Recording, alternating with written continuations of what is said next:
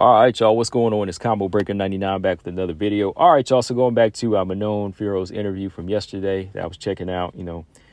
Checked out both interviews, Rose and Manon. But looking at some of the things that Manon talked about in this interview here. Of course, somebody asked about the performance of Erin Blanchfield. Erin's win over Tyler Santos. And once again, Manon, she's a harsh critic of Erin Blanchfield, boy.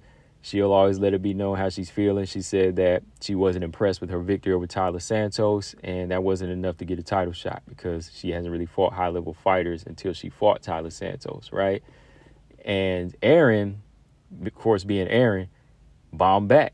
She said, hey, look, I fought higher-level fighters than you, and if I have to beat you up, then so be it. I'll beat you up to get the title shot. So Erin Blanchfield, I like that energy from both fighters. They are keeping it alive and they're letting you know that, hey, look, I'm the better fighter. I want the shot. No, I'm the better fighter. Let me get the shot, But in this case, with Manon saying that, Tyler Santos didn't really have an impressive victory, I kind of disagree with that. And I'll tell you why here in a minute. But this is what Manon said yesterday. She said, I wasn't impressed at all, actually, because until this point, she never really fought against a high-level opponent. I think this fight showed her real level. And so I wasn't really impressed. I really wasn't that impressed. No, I'm 100% sure that if I put on a good victory in this fight, considering the performance we've seen from Santos and Blanchfield, I'm going to be fighting for the belt. All right. So that second part I agree with.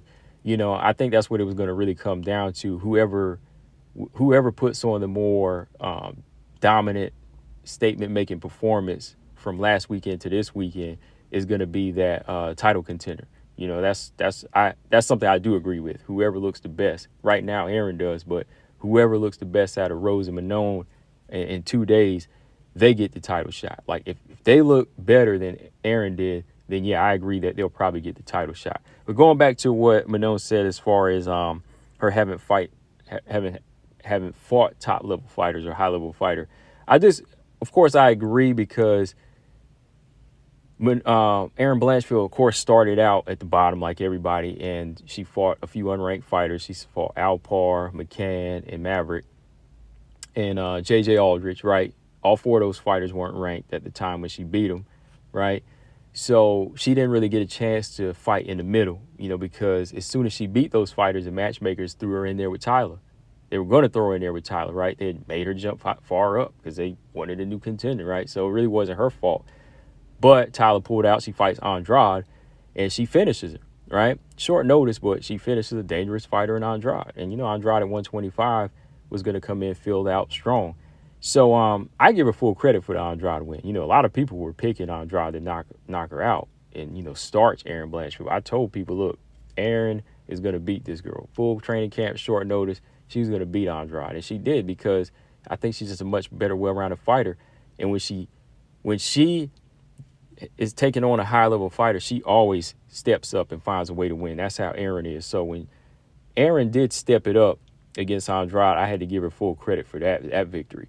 Then when she fought Tyler Santos, that was impressive. It may have not been pretty, but it was impressive. And I think that's what a lot of people, they get it mixed up. Like, pretty and impressive are two different things. Like, pretty means you just come in there, you try to please the crowd, maybe have like a flashy style or, dominant style that's more action-packed, drawing blood and so forth. But Erin was in there to win. She found a way to win by any means, and if that meant, smothering the puncher, mauling her and beating her up on the cage, so be it.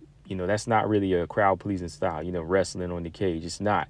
But if you have that advantage over another opponent, then you got to make it work for you. And it was impressive to me because, again, everybody felt like Tyler would win this fight or stop Erin Blanchfield. But when it came down to it, Erin was the stronger fighter. So that's impressive. Like, the way Erin handled her was very impressive. Somebody that was going in as this big mauler, somebody that took Valentina down and had her back a few times in Tyler Santos, got mauled by Erin, who hasn't fought at a high level. Okay, well, we have to say Erin Blanchfield is impressive then, right? That victory was impressive. So, yeah, that's where I have the disagreement there. It's like, no, like, it was impressive. It was impressive to me because Erin made the striking work for her. She gassed out. She made Tyler Santos gas out and just put her own game on her, smothered her, and neutralized her. So to me, yeah, that's a legit victory. So right now, she is in the running for a title shot. All right. But Erin, like I said, she bombed back. You know, Erin always bombs back because the last time Manon said something about the Andrade performance, Erin came back. You know, she was like, hey, you know, well, we can fight. We can fight. You know, we can make this thing happen. You know, if that wasn't a legit fight, let's make this one happen. So Erin, this time, she told MMA Junkie, shout out to WMMA Rankings, you know, for putting this quote out. Erin said, I feel confident that I've done enough. I've competed against people at a high level. I mean, my previous fight to Tyler was a former champion, Jessica Andrade, right? I feel like I've beaten higher level fighters than Manon has, and I've kind of stated my case. You know, if I have to beat up Manon to get that title, I'll do that too. I love this energy, man. And you know when Erin says that, she means it.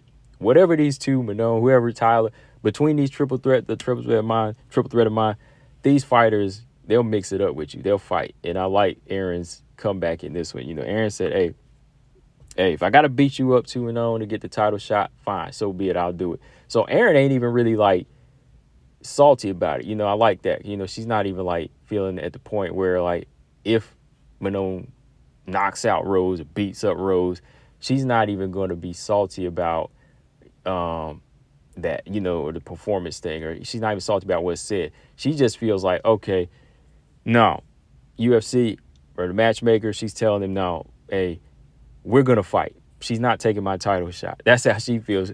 So I know Erin is going to, if Manon wins this fight, Erin's going to start calling out Manon this one. So, hey, I like what's going on here. But going back up to what Erin said, as far as Manon fighting high-level fighters, I disagree with that because I do believe Manon has fought her way up. She has fought the highest-level fighters she could. You know, she's fought two contenders. Of course, she couldn't fight Andrade because Andrade had pulled out of that fight at the time. You know, Manon and Andrade were going to fight. That got canceled. But other than that, I think that Manon had went through the fighters we all wanted to see Erin go through, like the Jennifer Maia fight, the Caitlin Chikagan fight. Well, something like that. Chikagan and Erin, they trained together, so they ain't going to fight. But like a Lauren Murphy or something, like she had skipped the mid part and went straight up, right?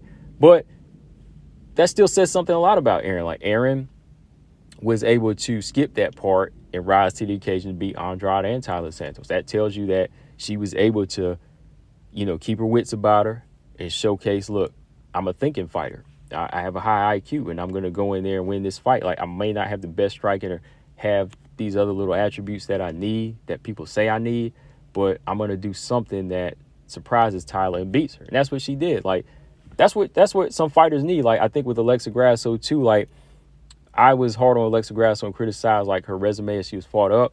But when they put her in there with Valentina with no choice, it made her rise to the occasion and say, okay, well, I can't get the other 5-round experience fight I need. They're giving this to me now. Oh, so be it. I got to go in there and do it, you know? So that's what Grasso did, and I think that's what Erin Blanchfield is doing. You know, sometimes it's good to step by step. That's good. But sometimes to really test a fighter and see what they're made of, you know, you got to kind of surprise them. And that's how Erin's been. She got surprised with Andrade. You know, she got surprised with the step up of Tyler Santos, and she came through and won. Like I said, it wasn't pretty, but it was impressive. And that's where people got to, you know, get away from, you know, they got to be able to separate the two. They got to give props where props is due. If somebody can go in there and neutralize and tame you, hey, you got my respect. But, yeah, Tyler Santos was a high-level opponent. She beat a high-level opponent that gave Shevchenko trouble. So I think that, yeah, she's definitely in the running. But if Manon wins and Erin has enough pull to get another title shot eliminator, you know what I mean? She could get a Manon fight, and we might see another good fight. But I think it would be better if they just got in line, you know, because I like to see both get their shot.